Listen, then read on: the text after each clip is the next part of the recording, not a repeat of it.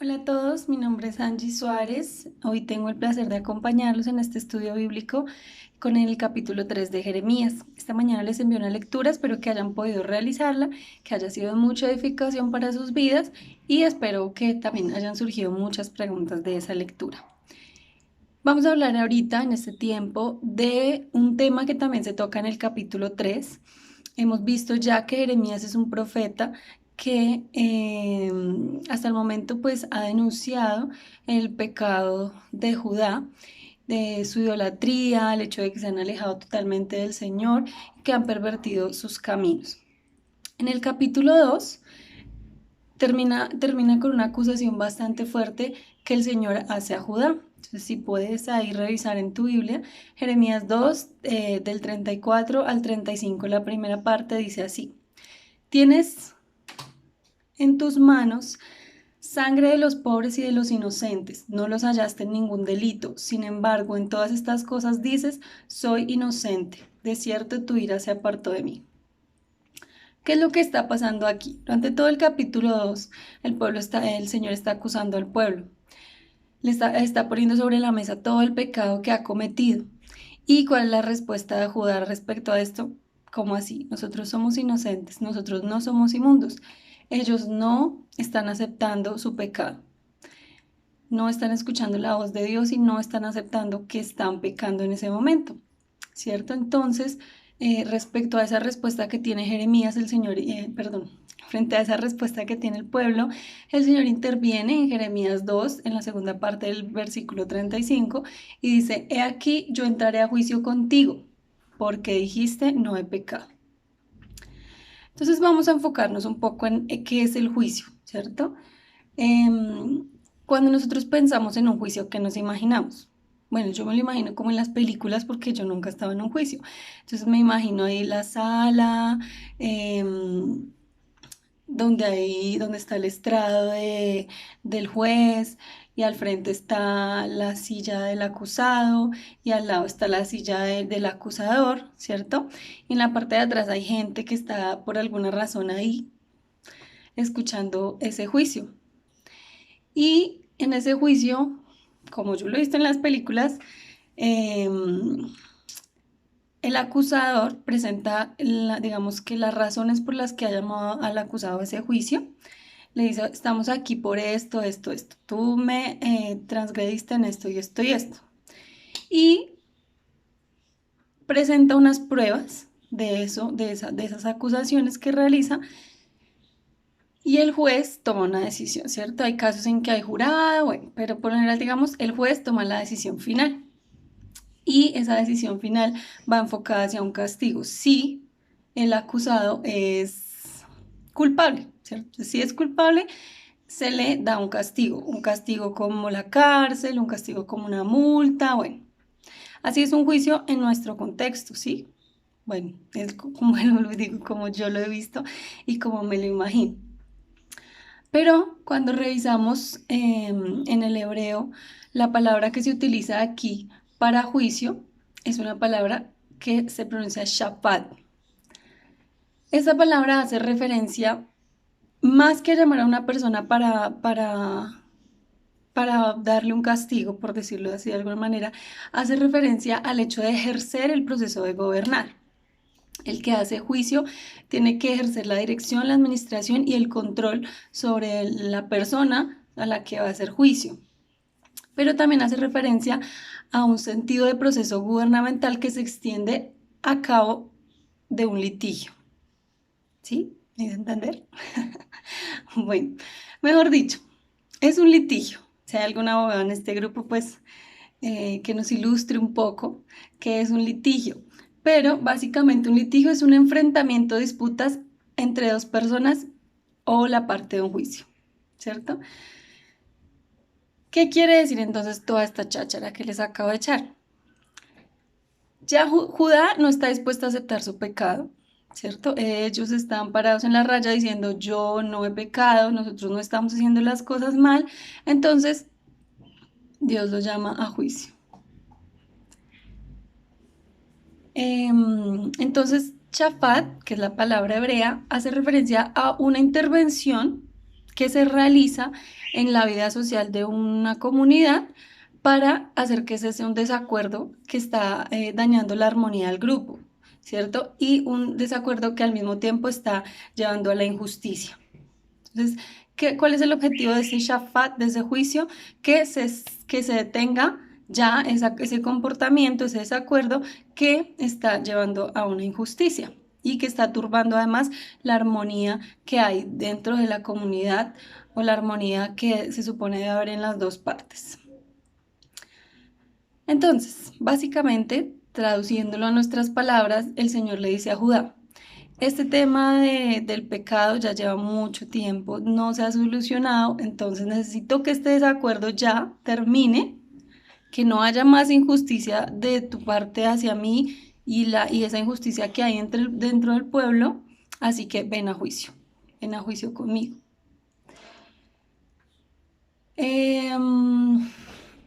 Entonces, ya nos imaginamos cómo es un juicio desde este contexto, ¿cierto? Ahora vamos a usar la imaginación para ver cómo era un juicio, un shapat, en este contexto de la cultura de Israel.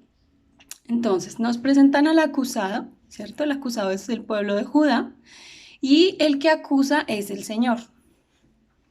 El Señor es el mismo que juzga en este caso, o sea, es el acusado, el que acusa y al mismo tiempo es el juez. Entonces, el que acusa, es peluqueo. El que acusa presenta los cargos ante el acusado, ¿cierto? Entonces, en este caso, le está el Señor diciendo a Judá: tú estás sumergido en idolatría, tú me has abandonado, tú quebrantaste el pacto matrimonial que nosotros hicimos, tú me has sido infiel, has fornicado, eres una idólatra. Están sobre la mesa los cargos, pues, que se le están imputando a Judá. ¿Cuál es el objetivo con esto? El objetivo no es, como en un juicio hoy, dar un castigo, sino que el objetivo de poner sobre la mesa estas acusaciones es que el acusado pueda reflexionar acerca de lo que se le está diciendo y acepte los cargos, acepte que está causando un daño a la otra persona, a la otra parte. Luego de que acepte su error, entonces debe pedir perdón por los daños que ha causado y restituir, digamos, el daño que causó. Toda esta sentencia claramente pues la da un juez, ¿cierto? ¿Cuál es la finalidad de que esto sea así? ¿Cuál es la finalidad de que el acusado pida perdón y se comprometa a restituir, que se restablezcan las relaciones, ¿sí? Entonces, aquí el objetivo no es castigar al que falló, sino el objetivo es que vuelvan a ser amigos, por decirlo así, ¿cierto? Entonces, tú hiciste esto mal, sí, perdóname, lo siento mucho, otra vez somos amigos. Ese es el juicio que nosotros encontramos al que el Señor llama a Judá. ¿Qué tal? Parece algo muy bonito porque no es la justicia que nosotros imaginamos, ¿cierto? Para nosotros lo correcto es que pague por su maldad, ¿cierto? Pero el Señor lo que busca en realidad es que se restablezca esa relación, que vuelva a haber esa intimidad entre los dos y que quede atrás todo ese pasado de dolor y de daño que se han hecho. Dios quiere que esa esposa infiel, fornicaria, vuelva a sus brazos y vuelva a ser esa esposa amada y fiel. Esa es la razón por la que lo llamo a juicio. Entonces ahora sí entremos a mi capítulo, que es el capítulo 3. En el versículo 1 vamos a tener muy claro este tema del juicio, ¿cierto? Porque todo el tiempo se está desarrollando de alguna manera este juicio al que el Señor llama, y en general durante todo Jeremías se está desarrollando este juicio. Pero aquí en el capítulo 3 entonces el Señor trae a colación un caso legal muy conocido en el pueblo, que era el divorcio. ¿Qué decía la ley de Moisés acerca del divorcio? Entonces, si un hombre deja, nos dice en el versículo 1, si un hombre deja a su esposa y ella se va y se casa con otro y después ella quiere volver, ¿qué pasa? El esposo la puede recibir o no la puede recibir. ¿La puede aceptar nuevamente como esposa? La respuesta en la ley de Moisés es clara y es no, porque ella ha deshonrado el nombre de su esposo. Entonces no, si ella se casa y se va con otro hombre, no puede volver, no puede volver a estar con su esposo. Aquí el Señor entonces sigue usando la ilustración de él como esposo y de Judá como esposa. Entonces está diciendo básicamente que Judá lo abandonó, lo dejó y se fue con otro hombre. Bueno, con otro hombre no, porque en la segunda parte de este texto nos dice que ella fornicó con muchos amigos, o sea, tras del hecho, no solamente lo abandonó, sino que además se fue y fornicó no solo con un hombre, sino con muchos, muchos amigos. Entonces, tenemos muy clara la sentencia, ¿cierto? La sentencia, de acuerdo a la ley, es que la esposa no puede volver a estar con su esposo por el error que cometió. Así que, pues bueno, si nosotros fuéramos los jueces, ya tendríamos una sentencia y ni siquiera tendríamos que pensarlo mucho, ¿cierto? No, no puedes volver, sería nuestra sentencia a la esposa. Así que, siendo Judá la esposa del Señor, pues Dios tiene todo el derecho de rechazarla, de decirle, nada que ver conmigo, ya usted y yo rompemos relaciones, ¿cierto? Y vemos aquí entonces, recordemos que en este caso que se nos presenta el juez también es el Señor, y entonces el juez emite su veredicto y dice, tú pues, Judá, has fornicado con muchos amigos, así que mi veredicto es, vuélvete a mí. Esto a nosotros debe causarnos una gran conmoción porque es la muestra de cómo el Señor reconoce que Judá le ha sido infiel, que Judá lo ha abandonado y aún así, aún sin que Judá se arrepienta, recuerden que en el juicio el acusado debería pedir perdón, ¿se acuerdan? Aún sin que Judá se haya arrepentido, sin que Judá haya dicho está bien, estoy mal, el Señor lanza un veredicto, vuélvete a mí, vuélvete a mí. El Señor le da absolutamente todo un vuelco a esta historia y en vez de desechar a esa esposa que lo había deshonrado, le pide que vuelva. Él está pidiendo a ella que vuelva. Ella no le pidió volver. En ningún momento vemos que Judá diga, Señor, por favor, perdóname, yo quiero volver. No. El Señor le llama, se le acerca, le dice, tú has pecado, has fornicado, pero vuélvete a mí, vuélvete a mí. El Señor desea con todo su corazón que esa relación sea restablecida. En realidad, Él quiere volver a tener esa intimidad con su pueblo. Nosotros como seres humanos le hemos fallado al Señor de todas las formas posibles. Nos hemos alejado de Él, lo hemos rechazado, lo hemos negado, hemos preferido vivir otras cosas en nuestras vidas que muchas veces estar con el Señor.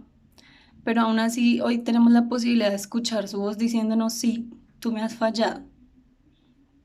Me has roto mi corazón, has quebrantado mi pacto, pero aún así vuélvete a mí. Yo quiero estar contigo, yo quiero que tengamos esa relación de intimidad.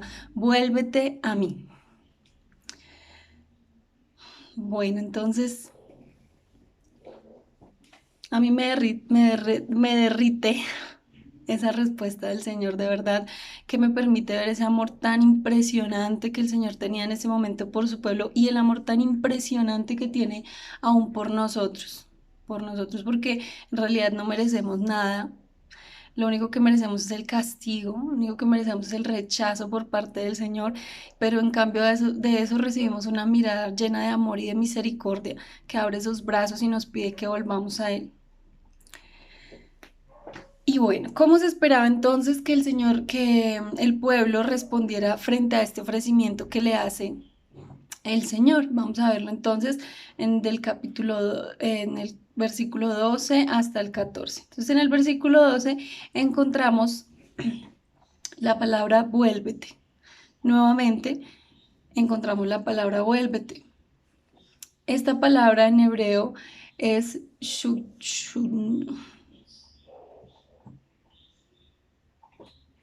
no puedo pronunciarla. Se me lengua la traba. Shuvah. La palabra es shuvah. En este versículo, entonces, el Señor le dice a su pueblo, vuélvete. Nuevamente le dice, vuélvete.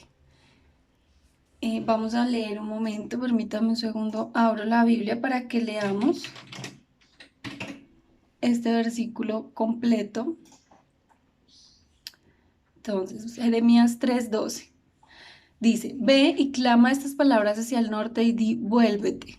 Oh rebelde Israel, dice Jehová, no haré caer mi ira sobre ti, porque misericordioso soy yo, dice Jehová. No guardaré para siempre mi enojo. ¿Qué le está diciendo entonces el Señor al pueblo? Vuélvanse a mí, vuélvanse a mí. Tranquilos que no los voy a castigar. Yo no los estoy llamando para castigarlos, yo los estoy llamando porque soy misericordioso. Yo les estoy pidiendo que vuelvan porque yo soy misericordioso. Y mi enojo no dura para siempre.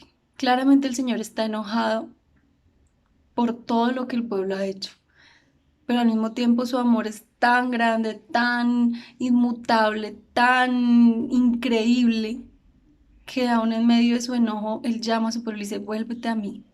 Mi enojo no durará para siempre. Yo soy misericordioso.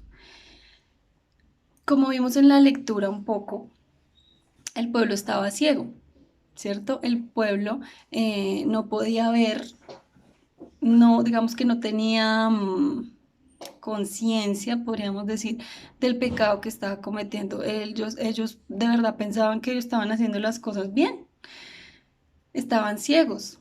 Pero entonces, ¿qué hace el Señor frente a esto? Les envía a su profeta para que su profeta les transmita su palabra y a través de su palabra sus ojos sean abiertos. Y digamos que este abrir de ojos les permita reconocer ese pecado y volverse al Señor. Entonces el objetivo que tiene el profeta, en este caso Jeremías, durante este juicio es poner sobre la mesa esas acusaciones y ese mal comportamiento que el pueblo está teniendo. Primera parte del juicio, exponer el pecado. Estamos aquí entonces en la primera palabra del juicio. Esta palabra, vuélvete, en el hebreo, describe la responsabilidad del hombre en el proceso del arrepentimiento. Dios nos envía su palabra, usa diferentes herramientas, diferentes formas para hablar a nuestro corazón, pero nosotros tenemos una responsabilidad de arrepentirnos. Debemos responder ante esa oferta al Señor con un arrepentimiento.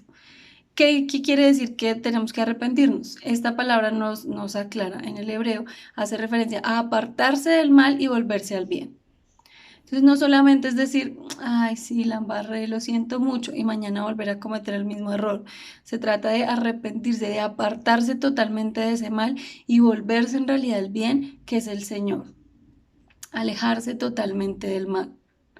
Pero esta palabra también expresa el acto libre y soberano de la misericordia de Dios. O sea, si nosotros podemos arrepentirnos y volver al Señor, es porque Él es un Dios misericordioso que nos permite hacerlo. No porque seamos buenos y porque tengamos algo por allá, no, sí, yo lo hice mal, no. Si tú y yo podemos arrepentirnos, es porque Dios es misericordioso, porque Él es tan maravilloso que nos busca para abrir nuestros ojos, para que nosotros entendamos que el pecado que hay dentro de nosotros nos está dañando, nos está destruyendo y en su misericordia y soberanía nos permite arrepentirnos y volvernos a Él. Tiene que ser un arrepentimiento, como les dije anteriormente, un arrepentimiento verdadero, una decisión de dejar atrás el pasado, de repudiar totalmente el pecado. Nosotros no podemos dar cabida ni un poquito al pecado porque, como vimos en la lectura, eso nos va a ir llevando cada vez más al mal. Entonces, de pronto, a veces sentimos que hemos fallado tanto que no merecemos perdón. pero con esta llamado del Señor, devuélvete a mí, podemos entender que esa mancha tan terrible que hay dentro de nosotros puede ser borrada. Y Dios le da ese poder a su pueblo de redirigir su destino. El pueblo y todos aquellos que hemos pecado, vamos caminando derecho al abismo, a la destrucción. Pero el Señor nos dice, vuélvete a mí, arrepiéntete. Y si nosotros lo hacemos, si el pueblo lo hace, puede redirigir su destino. Luego encontramos en la segunda parte lo que tenemos que hacer, reconocer nuestra maldad. Vuelvo y digo, cuando nosotros somos exhortados por medio de la palabra, nuestro corazón debe ser movido y tenemos que reconocer que en realidad estamos haciendo las cosas mal. El ciego no puede ver su pecado, ¿cierto? El ciego no puede darse cuenta de su error, pero gracias y gloria a Dios que tenemos la palabra del Señor que nos abre los ojos, que nos permite ver qué es aquello en lo que estamos fallando. ¿Cómo lo hacemos nosotros entonces? El pueblo de Judá tenía sus profetas. Nosotros tenemos la palabra del Señor, tenemos la voz del Señor en nuestras manos. ¿Cómo hacemos para saber que estamos pecando? Que de pronto no estamos ciegos y pecamos y no nos damos cuenta. ¿Cómo hacemos para saber cuáles son nuestros errores? A la luz de la palabra, leyendo la Biblia, estudiándola, escudriñándola, amándola, que sea parte de nuestra vida. Que la palabra del Señor sea eso con lo que yo me levanto, con lo que yo me acuesto, eso en lo que yo medito todos los días acerca de mí, acerca del otro. Solamente de esa manera nosotros podemos reconocer nuestra maldad. Y esto, en el versículo 14 encontramos el último requisito, que sería conviértete. Conviértete. La palabra que se usa aquí hace referencia a darse la vuelta, a regresar.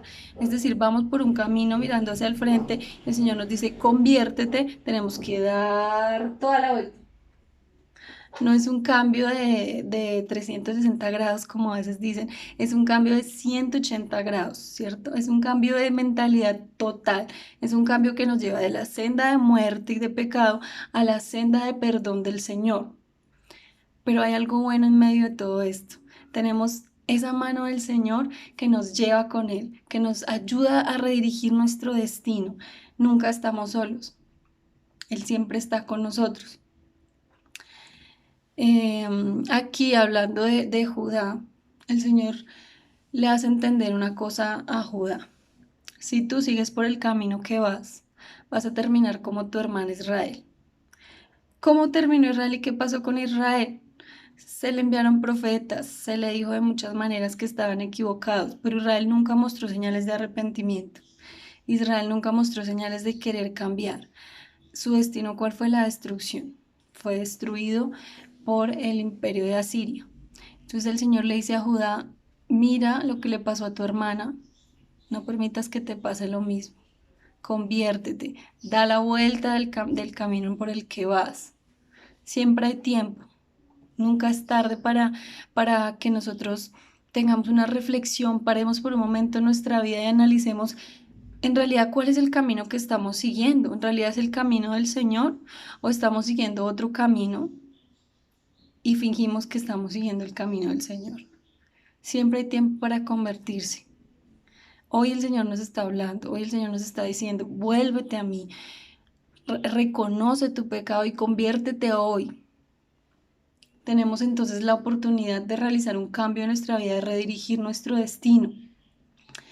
Por medio del profeta, entonces el Señor el Señor anuncia la ruina que se le viene al pueblo, ¿cierto? Les está dando una advertencia, si ustedes siguen por el camino que van a morir. ¿Por qué? ¿Por qué el Señor hace esto? Lo hace porque los quiere salvar, porque el Señor no quiere que el pueblo perezca, Él no quiere que su pueblo sufra, Él quiere que su pueblo regrese a Él para que Él pueda cumplir todas esas promesas que les dio. Digamos que la intención que se tiene de emitir este juicio a Judá es evitar digamos, que el mismo juicio se cumpla y es demostrar ese amor tan increíble que el Señor tiene por su pueblo, un amor que no podemos entender. porque nuestra mente humana no nos permite entender esa clase de amor tan impresionante. Es igual ahora, ¿no? El Señor habla a su iglesia, el Señor habla al mundo, el Señor dice, vuélvanse a mí, usa diferentes maneras, usa diferentes personas. El Señor no quiere que el pecador muera, el Señor quiere que el pecador se convierta y viva con Él. Eso es lo que el Señor quiere, ese es el anhelo de su corazón. Les adelanto un poquito cómo termina este juicio entonces. Judá no acepta su pecado, no acepta que está fallando, no se convierte, no vuelve al Señor. Y esto lo lleva entonces a su destrucción también. En el año 587, 586, el imperio de Babilonia destruye Jerusalén, destruye su templo, destruye todo lo que fue la cultura de Israel en ese momento, todo lo que ellos confiaban, su tierra, el templo, sus instituciones religiosas, todo en lo que ellos habían puesto su confianza es totalmente destruido. Aquí Israel desaparece ya absolutamente como nación. Ellos perdieron lo que más amaban. Ellos perdieron su identidad. Perdieron todo lo que para ellos era importante porque no quisieron escuchar la voz del Señor. En este momento de nuestra historia estamos pasando por un momento bastante coyuntural, ¿no? El tema del coronavirus que ha sacudido no solamente a nuestro país, sino a muchos países del mundo. Y el mundo en general tiene miedo de lo que pueda pasar, tiene miedo de lo que pueda pasar con la salud de las personas, tiene miedo de lo que pueda pasar con la economía. Todo en lo que ellos confían está siendo sacudido en este momento de la historia. Y aún la iglesia está siendo sacudida, está siendo movida porque de pronto estaba muy cómoda, ¿cierto? Predicando la palabra dentro de cuatro paredes. Y no esforzándose por salir y llevar la palabra a la gente. Y esto nos ha obligado a no congregarnos, sino a buscar la manera de cómo podemos hacer para que esta palabra llegue a otras personas. Entonces, el mundo tiene miedo, los cristianos tienen miedo, hay una incertidumbre, no sabemos qué va a pasar, qué vamos a hacer ahora, las empresas se están cerrando, tenemos miedo de enfermarnos, tenemos miedo de morir. Y esto está sacudiendo en realidad y está siendo un momento muy importante en la historia. Así que una de las preguntas que yo les invito a que nos hagamos es, ¿dónde está puesta mi confianza? ¿En quién confío yo? ¿En mi empresa que me satisface mis necesidades económicas? ¿En el dinero que gano? ¿En mis negocios? ¿Dónde está puesta mi confianza? ¿En mi salud? ¿Qué pasaría entonces si yo pierdo en este momento el trabajo? Si dejo de recibir dinero, ¿qué pasa si me enfermo y me tienen que llevar a un hospital? ¿Dónde está puesta mi confianza? Porque si mi confianza está puesta en el Señor, puede pasar lo que sea.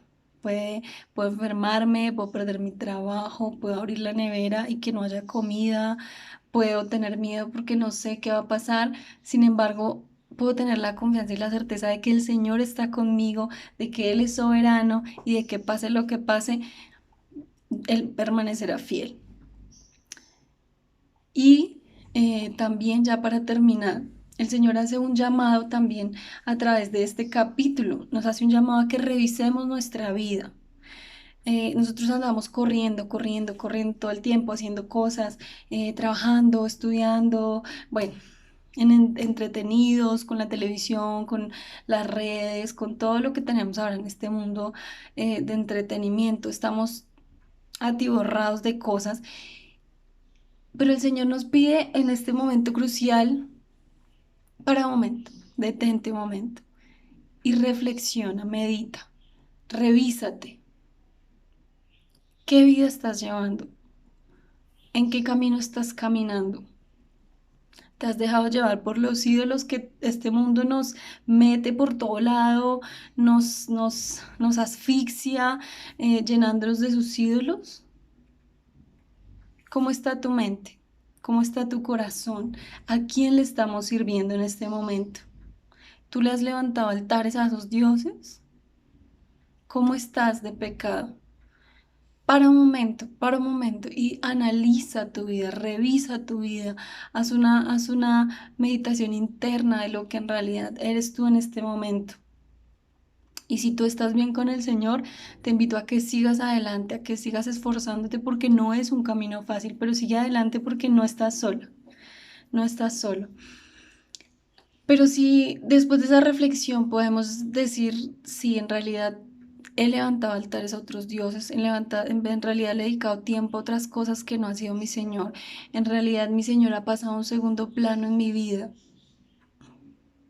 El Señor te hace un llamado hoy y te dice, sí has fallado, sí me has abandonado, pero vuélvete a mí, porque yo estoy dispuesto a recibirte.